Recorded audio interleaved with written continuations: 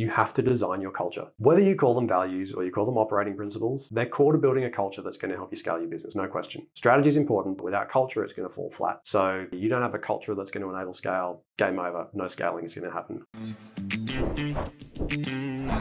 Welcome everybody to this week's 10-Minute Thursday episode where I unpack some of the key concepts and frameworks that underpin developing compelling growth strategy for your business, but in a practical way so that you can review or improve your current approach to optimize the outcomes for your business over the next 3 years. The topics that I'm covering at the moment in 10-Minute Thursdays come from ScaleUps Roadmap program, which is the new exclusive cohort-based program that I'm developing for first-time founders to help them develop a 3-year strategy and execution plan, a growth strategy, to enhance their growth rates, their valuation, and their exit options. I'm going to be launching that in 2023. So if you'd like to know more about the program, you can go straight to ScaleUpsRoadmap.com.au. That's ScaleUpsRoadmap.com.au.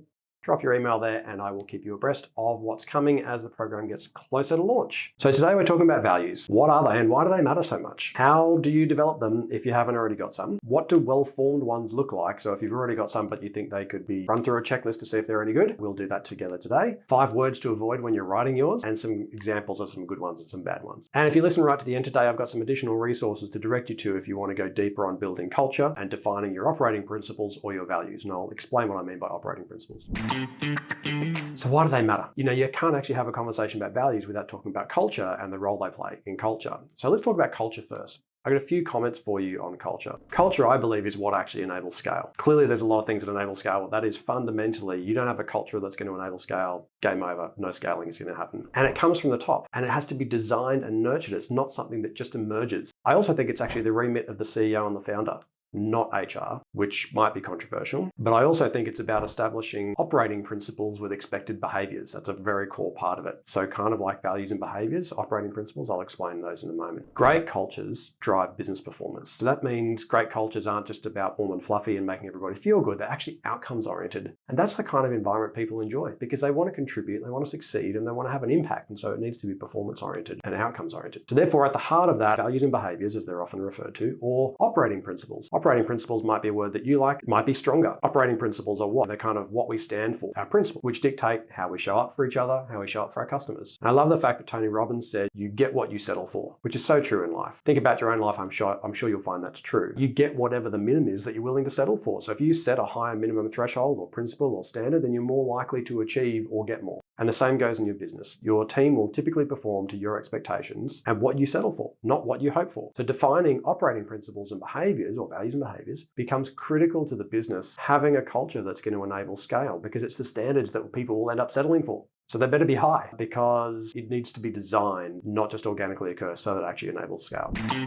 Now, if you don't have any yet or you want to sharpen yours, I'm going to give you 5 steps to developing your set of operating principles or values and actually embedding them. First of all, I want you to consider your purpose and strategy. So what principles and associated behaviors need to be important to you to enable you to fulfill your purpose and your strategy? Second, I encourage you to survey. Get some real feedback from your team at a minimum and your customers ideally by asking them some good questions like, what do you think are the fundamental beliefs of the company and its leaders? Or how do you believe that we need to show up for our customers in order to achieve our purpose? Or what principles do you think should underpin how we execute our strategy? Or what sorts of behaviors do you see in our business that inspire you? And so whilst I say it comes from the top, that doesn't mean that I think you should sit in a room and just come up with your own operating principles and values. I think you need to consider it in the context of strategy to make sure it's aligned with where you're trying to go, not just who you are today, but with where you want to go. I think you should get some input into the process. And then third, I think you should test it. Workshop your potential principles and behaviors with your team. It's an opportunity for you to test and see their responses to them before you actually settle them. And then you need to decide. Number 4 is decide. Make a decision. They don't have to be perfect. They need to be relevant to now, and they can evolve in the future if the environment changes, your needs change, or how you service your customer changes, or your strategy changes. They don't have to be static forever. And then 5th, you need to embed them. There is nothing worse than values that have been decided, but the leaders believe that putting them on the website and sticking them in your marketing collateral is enough. It's not, and it's not even close. And I'm not talking about you talking at your team incessantly about them. That's also annoying for them. It's actually about embedding them throughout as many touch points in the organization as possible. You integrate it into your performance support system. What do I mean by that? Set development objectives against your principles. Where are the opportunities for that individual to live that principle more fully in their role? Explain to them how it can be brought to life, maybe in a team setting. How can this team live those values in a unique way to that team? Create values awards where team members nominate each other for great displays of effort or behavior that exemplify those principles. that's just a few examples, but the point is you need to find as many touch points as you can, have those values or operating principles live and breathe in the company if you actually want them to shape your culture in the way that you intend.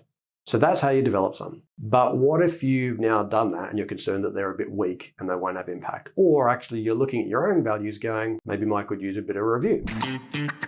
Well, I'm going to give you some tips on how to write well-formed operating principles or values to make sure they're strong and they're well-written and they're going to have impact. First of all, they need to be strategically aligned, as I said before. They should make sense in the context of purpose and strategy. They have to represent who you are now, but they also need to create some tension between who you are now and who you need to become to fill the purpose and the strategy. Second, they need to enable decision-making. They have to be helpful as part of a framework for decision-making, not just for leaders, but for everybody, so that if opportunities come up or decisions are presented as options and they're inconsistent with your principles, you can feel confident that you can say to people, hey, if they're not consistent with their principles, don't do it. Third, you want to make sure they're going to create behavioral expectations. That is, they represent how you're going to need to show up with each other and customers every day. They're actually going to drive behaviors. Fourth, they need to have a cut through. And what I mean by that is you need to use simple, down-to-earth language, relatable language that perhaps even raises your eyebrows, but it doesn't have buzzwords and corporate speak all throughout it. And then finally, they need to be memorable. 3 values to 6 values, probably tops. Like you can always expand behaviors and make the principles relevant to different roles or different teams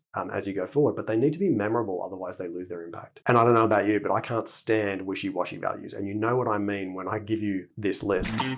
You know, when I was preparing for the episode, I came across an article from Harvard Business Review, which I love, on 5 words to avoid when writing them. And I'm going to put the link in the show notes for you. Here are those 5 words. First of all, integrity.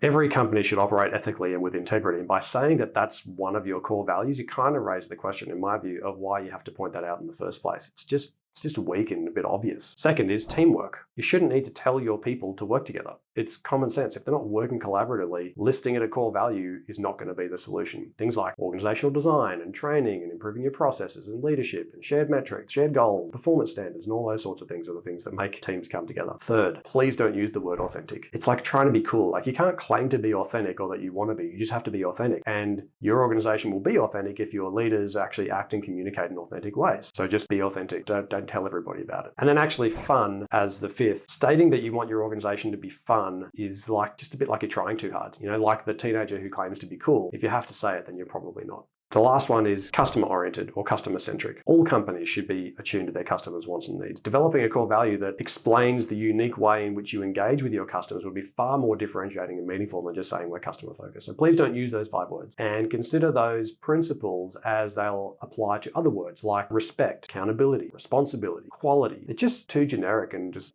a bit meaningless. You know, go for something that's got greater cut-throughs, a bit more high impact. Okay, so how about a couple of examples? Here's a couple of low-impact operating principles or values that you may have heard of before or you may not. Kellogg's. And you're going to laugh if you've listened to this podcast all the way through because they use a lot of the 5 words that I just talked about not using. Kellogg's. Integrity, accountability, passion, humility, simplicity, and a focus on success. That is boring. So boring. Thanks, Kellogg's, for putting me to sleep during the middle of the day. Barnes & Noble, they're the booksellers out of the US. Customer service, quality, empathy, respect, integrity, responsibility, teamwork. I'm pretty sure they used 7 or 8 words of the words that I just said are probably not a great idea. If you're not asleep yet, I certainly am pretty close to ready. So let's try some slightly better versions of operating principles or values that I think are kind of interesting to really try on. Okay, so let's try Rackspace, company out of the US. Fanatical support in all we do. Results first, substance over flash. Committed to greatness. Full disclosure and transparency. Passion for our work. Treat fellow rackers like friends and family. I love that they're really clear, right? First of all, as an example, results first, substance over flash. I don't want your PowerPoint. I want your good thinking. I don't want you to support your customer. I want you to go fanatical in support. In the way that you chased down that problem to get a resolution, but it took you 3 days, would that represent fanatical support? I don't think so. You can see how it can easily play into good quality conversations about the level somebody's playing at, not just what they're doing. Second example is Google. Of course, Google. They do so many things so well, don't they? Focus on the user and all else will follow. It's best to do one thing really, really well. Fast is better than slow. Democracy on the web works. You don't need to be at your desk to need an answer. You can make money without doing evil. There's always more information out there. The need for information crosses all borders. You can be serious without a suit, and great just isn't good enough. And there's so many in there to love, but they're so different, aren't they? You compare that to teamwork, responsibility, accountability. snore. This is like, you can be serious without a suit. That's not about, like, hey, this is not about posturing and role title. Like, know your stuff, add value, be serious about your work, but drop the Cartier watch and the $3,000 suit and the fancy PowerPoint. No one cares. And great, just isn't good enough. Hey, what do you guys think of that new feature? I thought it was great. Really?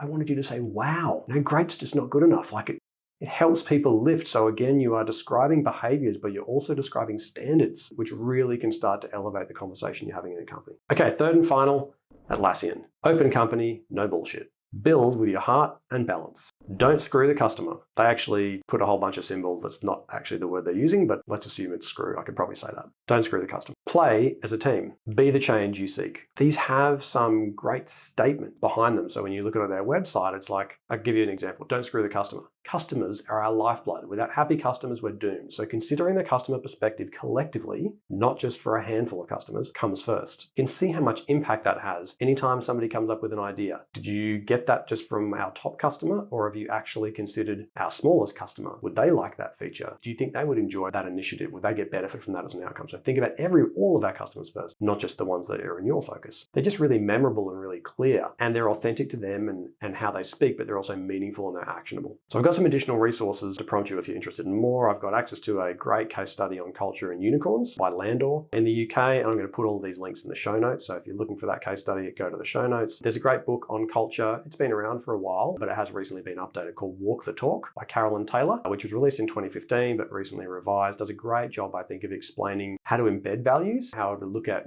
rhythms and rituals and things that happen in the business as signals to your organization, so that you don't end up with a great set of values, but end up acting in a different way because you haven't really considered the impact of those signals to your business. And Atlassian's values, I'll chuck those in the show notes for you as well, so that you can have a look. If you're interested, go and deep dive more. Of course, if you're actually really wanting to develop a great growth plan and strategy for the next 3 years and you think your values lack impact, maybe you should join us on the next ScaleUps Roadmap program. First one's going to be early 2023. Jump over to scaleupsroadmap.com.au, leave your details. We'll keep you posted as we get closer. So in closing, whether you call them values or you call them operating principles, they're core to building a culture that's going to help you scale your business, no question. Culture is the key enabler to scale. Strategy is important, but without culture, it's going to fall flat. So giving these topics the requisite attention is going to pay dividends. And you have to design your culture. Don't let it just organically evolve. It needs to be aligned to your purpose and strategy, just not a static thing. It's got to be aligned to that. It needs to enable good decision making across the organization at all levels, frontline decision making, supervisors, mid-level managers, senior, etc. It should create minimum thresholds for the behavior that you want to see in the organization and help people elevate. And it should also resonate with your people and be memorable if you want it to have impact and for it to stick in their minds. So I hope you found that useful today.